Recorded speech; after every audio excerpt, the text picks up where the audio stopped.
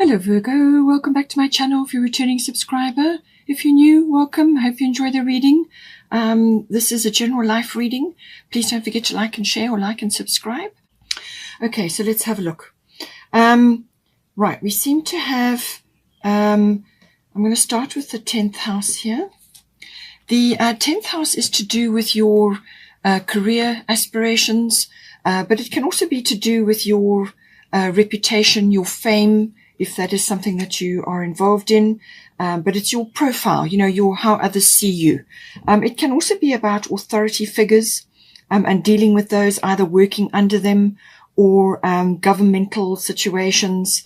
It can also be to do with an authority figure in your actual environment. Now, this can be like a father figure or a somebody else that you kind of look up to. It can be masculine or feminine, but quite often it's associated with an authority figure, somebody who has some power and authority in your life. Now, it can also be to do with what you are moving towards from a career perspective. So this can be like your purpose or your, what you're building up, what you're trying to build up at this time.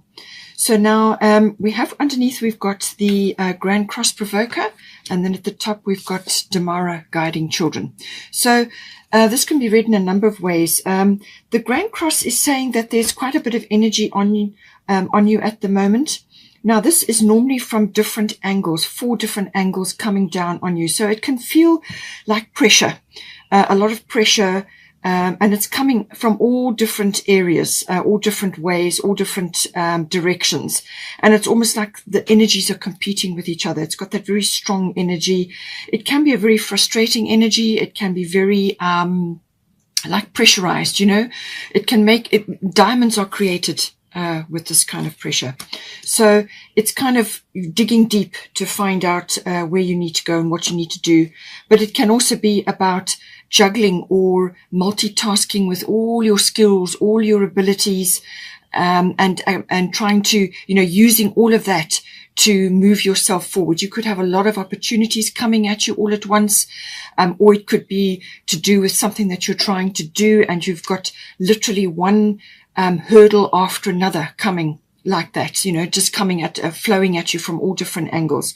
So it's very much about inner strength, learning how to use your inner strength. It's about building up stamina, fortitude, determination. There is success on the other side of this, and you will learn a lot during this process. It's a very steep learning curve, this. But it can feel a bit frustrating at times because you just seem to sort one thing out and then something else comes up. So it's a bit like putting out fires, or you are using all your, everything that you've got to work your way through multiple directions and multiple things happening. So that all comes in with the Grand Cross. Now, we have got at the top Damara, Guiding Children. So this may be, you may be involved with children or children's activities. There could be from a career perspective, or it could be something that you're involved in where you've got a higher profile to do with children.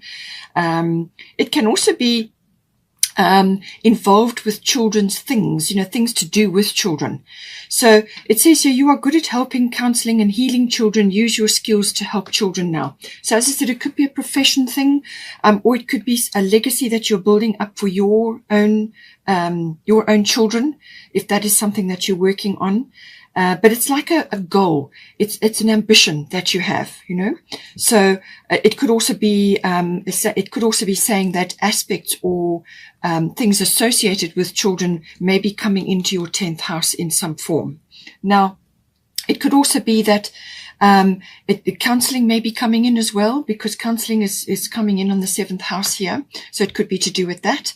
But it can also be to do with your inner child. If none of those other things are resonating for you, then it could be to do with your inner child, which is, it may be something in your 10th house, which is kind of, the Grand Cross is a catalyst for movement and also for change. All right. So it seems that something needs to be addressed here, or something needs to be heard. And it could very well be your own inner child is trying to tell you something, or you have suppressed some aspect of your inner child's voice, or something that you longed or wanted to do when you were a child. And it's got to do with what you want to do in your life, so it could be to do with that. But inner child comes in very strongly with tomorrow, or anything to do with children whatsoever. So it's quite often to do with something that has been ignored or put aside, or it hasn't been acknowledged in some form. It could have been silenced through parental things or through schooling even, Some aspect may have just been suppressed, and it's time to let that out now. Listen and go with what you feel, and listen to, go back to your earlier days and see what it is that perhaps has been pushed aside or needs to come out now at this time. Now, we have also got Sikh coming in here, quiet time. So take some quiet time alone to rest, meditate, and contemplate. All right. So somewhere in all of your goings on here, there's a lot of transformation occurring. You're going to need to do this on a regular basis. And I say that because Grand Cross can put you under a lot of pressure with regards to time or the timing of things. So prioritizing things, having times in the day when you do certain things, or planning times in to do with your children or these children's aspects or things to do with children or whatever they may be. It can also be listening, as I said, to your inner child. So you may need to plan this in, especially if you've got a lot going on. Prioritization, time management, and stamina, actually working through things. It can also be consolidation of things, can come in with Grand Cross. It can also be about communication with others. So this may be to do with your own children or to do with your own inner child, as I said. And this may require going inward. Quiet time is always about spending time. So it says here, take some quiet time alone to rest, meditate, and contemplate. There's something to do with that which is going to help you. It's going to give you guidance with everything that is occurring at this time, but you need to listen. Meditation is about listening, all right? Listening to yourself and listening to God, whatever spirit guidance that you get. It could even just be impressions, or it could also be songs, lyrics. Information can come to you from many different sources, but you need to be in that contemplative present frame of mind. And that will help you to open the gates to allow that information, and also to allow information to bubble up or guidance to bubble up. And I feel that may be to do with the inner child situation. But see, quiet time is going to be required on and off here through a number of situations, and that's going to help you navigate, especially through this Grand Cross situation. Now we have got the 7th house. 7th house is to do with relationships. Now this is normally close, personal, one-on-one relationships. Now this can be a committed partnership. Now that can be, sorry about the dogs barking. That can be to do with a love relationship, but it can also be to do with a partnership, like a business partnership. So any close, personal, one-on-one partnership, but it can also be somebody that you're very close to, like a really, really close friend. It can also be other people that you may be very closely associated with. It could even be this authority figure. So it's about that. Can also be about marriage. It's normally a committed or engagement or marriage, something like that. It's normally a committed relationship that comes in, a love relationship that comes into the 7th house. It can also cover the lower courts. So this may be to do with legal matters. You've got the 9th house here, so that could also be coming in. It could also be to do with, balancing things between you and another, or between you and others that you are close to at this time, because 7th house is the Libra house. So that's about balance. So coming to balance in things. It can also be your social intelligence, awareness and interacting with others on a close personal basis. Now, at the bottom, we've got Mars coming in, and then at the top, we've got Dana High Priestess. So the Dana High Priestess is always about imparting knowledge of some kind in some way. Now, this could be, as I said, to a business partner, or it could be to a friendship, or it could be to your marriage partner or your relationship partner. It could also come in through the social awareness, interacting with others on a personal kind of a basis. It could be coming in from that. If you're a legal person, it could be related to that, the lower courts. Now, the Mars is always about taking action in some way. Now, it's got force there. So the Mars energy is very powerful. This can be extremely powerful. So it depends on your Mars and how you are built and how you utilize Mars in your chart. But it's basically about action, your will. It's the god of war. It can also be about how you get things done. Venus is always about what you like or what you want, and Mars is how you get it. It's that going after, that hunting energy. But it can also be about defending yourself, or facing a challenge, or putting your cards on the table and being very clear about a direction that you want to go in. Now, with this energy, it can also bring in impatience or quick temper. There could also be egos around, people's egos. As I said, in the 7th house, that's entirely possible. That could be an issue that needs to be dealt with. But I feel this is mostly to do with starting something or pushing forward on something. But it can also be, obviously, in a relationship. It can be to sexuality. It can be to passion. It could also be something that is going to motivate this relationship to move forward in some way. With the Mars energy is that initiation. It might be a really great idea, or it could be an action that needs to be taken in some form here. But it's initiating something and moving forward. In some ways, it can be bulldozing. So just be careful with that. As I said, the ego things do come in sometimes. But certainly, I feel it's about taking action, moving forward on something that needs to occur here. Now, with the Dana High Priestess, as I said, this is about receiving intuition and guidance, which we already talked about with Sich. Getting information. There is communication here. And she's got a lot of blue, but it's also about your will, which is your solar plexus, your confidence, your solar plexus chakra, but also your throat chakra, which is your will and your voicing things. So things need to be said here, but it's following guidance. It says you have divine knowledge that can help others through your spiritual teaching. So this may be giving guidance to your person or to another. Or through a justice situation, legal situation, or it could be through interacting with others where you impart knowledge. Now, normally Dana is to do with coursework, seminars, workshops, things like that, imparting knowledge or putting it down into publishing, something like that. Now, this could be that even that you and your person may need to go into some sort of counseling situation. That can also happen. But it's to do with communication, and there is confidence involved here and moving forward, but also learning and downloading information and imparting it to others. But these are people that are in your immediate environment, or those that you are specifically working with at this time. Now, we have also got the 9th house coming in. But before I go on with that, I just want to mention that Mars, this Mars energy is going to be important, I feel, in this month for a number of reasons. But because you've got the Sagittarius energy, you've also got Scorpio and, as I said, the Mars and the 9th house. The 4th of December is a solar eclipse, and that will be in Sagittarius. All right. And that's on the 4th of December. It's conjunct Mercury, and then you've got Chiron sitting in Aries, which is retrograde.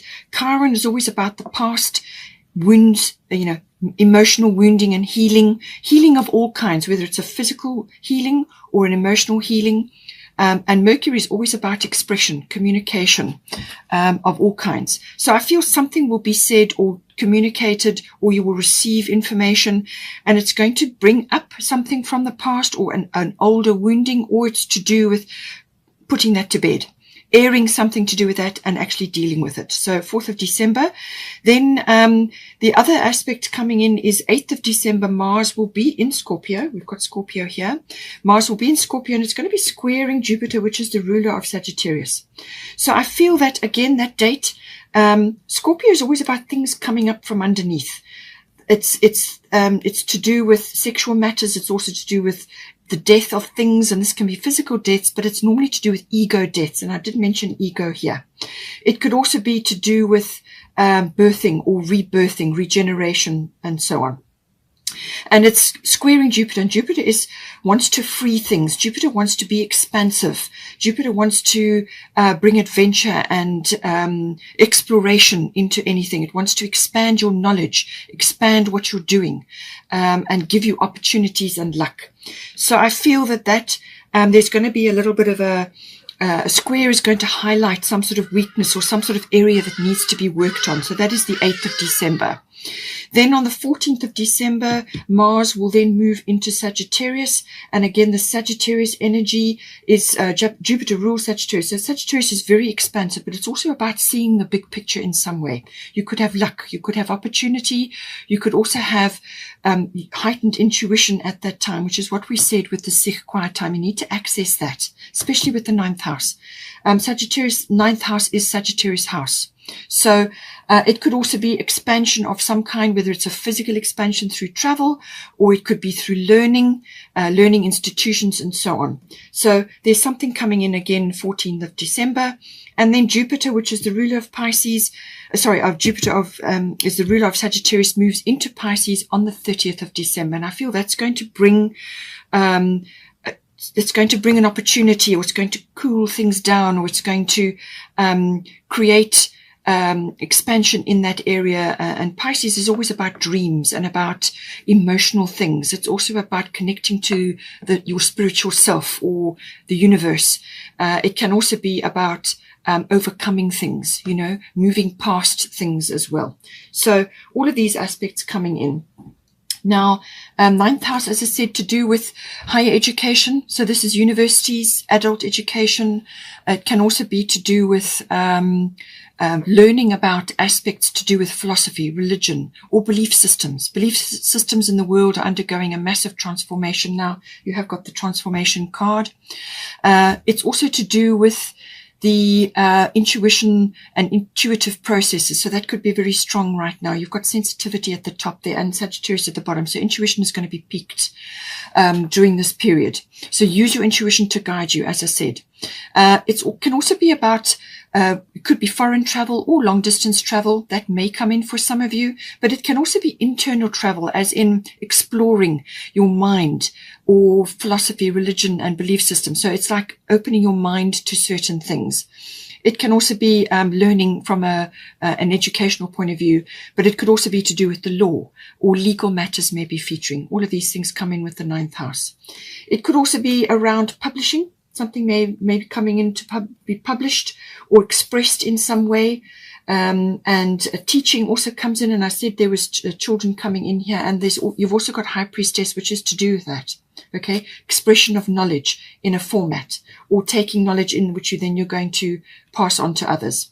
So, the 9th house can be all of those things, very expansive house. Journalism may even be coming up in that.